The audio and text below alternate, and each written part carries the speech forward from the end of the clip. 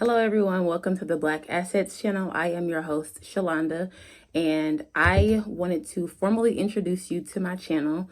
On this channel, we do discuss market analysis, real estate. I share my personal experiences with you, being that I have bought and sold a home before. I've also been a renter before.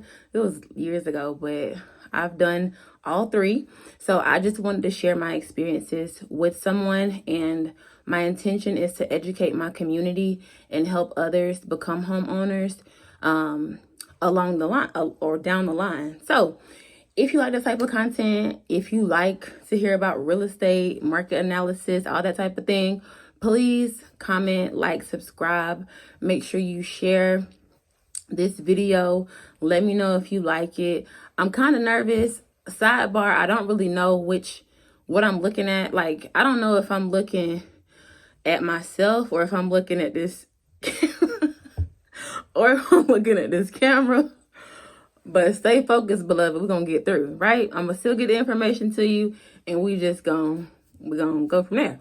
So the first question I have on here is, should I buy or should I rent? So I get this question a lot dealing with clients or potential clients because this market is very different. The rates are up very high. And everything is just so uncertain. Obviously, inflation is up very, very high. So there's a lot of different factors playing into the market right now. I would say it's not a should I or should I not. It's a personal preference. Obviously, everybody doesn't want to buy a house. Everybody doesn't want to be renters. It's personal preference.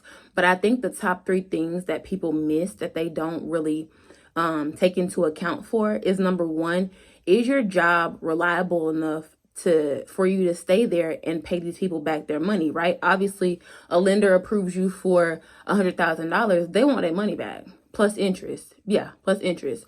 So you have to make sure that your job is reliable enough. Like, do you have contract work? Is this a temp job? Are you going to stay on this job for the next 15 to 30 years? And are you going to be able to pay this loan back, right?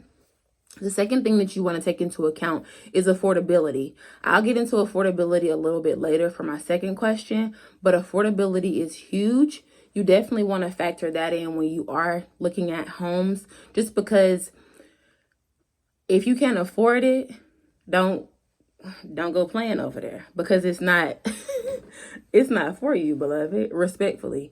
And I'm not saying that to be critical, but that's the truth of the matter, right? And the third thing you want to take into account is the full term, right? So the full scope of everything is, are you wanting to stay in this area that you're in? Let's say if you're looking for a house in Charlotte, North Carolina, or Raleigh, North Carolina. Shout out to North Carolina. That's where I'm from. Shout out to home. If you're looking for a house there, are you looking to stay there long term? Are you looking at a 5-year term there, 10-year term there, 15, 20 years? Like, are you looking to be there long term, or are you just passing through? Also, the location of where you want to live. Do you want to live in the suburbs? Do you want to live in an urban community, inner city? Do you want to live in a rural area? Those are things that you want to definitely think about if you are deciding to buy a home. Now, one thing I can say, the one plus side, a huge plus side to owning a home, is that the net worth is about 40 times higher for homeowners than it is for people that decide to pay rent. So you got to think, like, that's really good. But again, it's personal preference. It's not any pressure. But for people that are homeowners, y'all in there. Y'all in there. Right? So number two is, do I need a pre-approval? Yes. You need a pre-approval. You need a pre-approval. Because here's the thing. When you're looking for a house, you want to be strategic with what you're doing. You don't want to just aimlessly spend time and waste your own personal time, number one, and then waste an agent's time, right? I've seen it both ways because, like I said, I've done all three. So being an agent, a licensed agent, and I work with other agents closely, they're like, I'm not even going to entertain somebody that's not pre-approved because you wasting time. And it's really a respect thing. I'm respecting your time, and I want you to respect my time, right? So I think that is a huge thing when you are looking to get a house. Get pre-approved first. call a call a lender, call a credit union, call a bank, whatever you decide to do.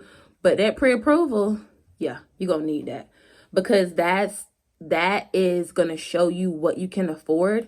And also it makes you look like a serious buyer, right? Since we are in a seller's market, these people want to sell their house.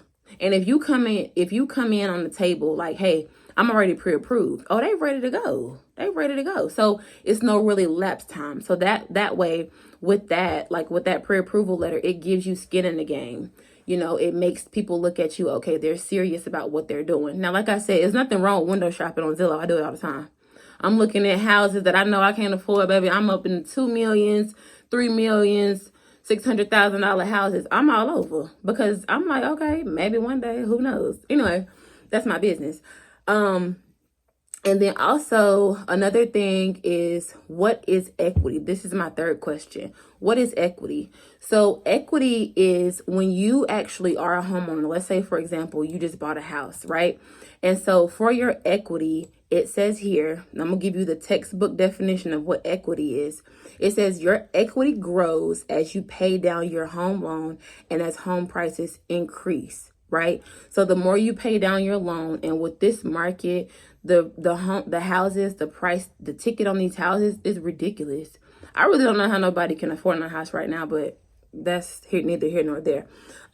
Anyway, with the equity that people have in their homes, they can use the equity for whatever they want. It's your money. Like, it's free money. Like I said, the equity adds to your net worth.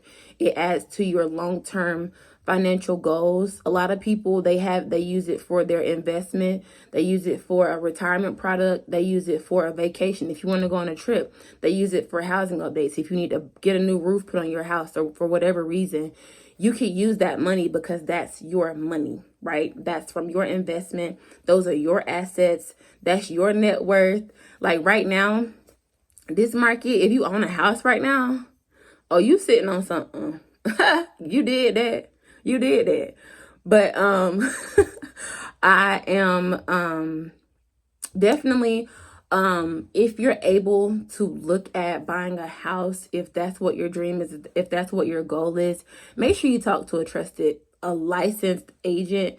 Stay off MSNBC, stay off CNN, stay off whoever else, because really, a lot of the stuff that's on the news is fear-based. I'm not saying that there's not any truth to it, but people still buying houses. People still buying houses. People still selling houses. The market's still going. So, like I say, obviously take it with a grain of salt. Information is information. It's free. It's out there. But do what's best for you. If you need any assistance from me, I don't know everything. Like I said, I don't know everything, but I do not mind helping people. I don't mind educating people. That was all the questions I had. Like I said, if you like this type of content, if you like me, comment, like, and subscribe to the channel. Let me know what you like about it, the information. Let me know what else you would like me to address, and I will see you in the next video.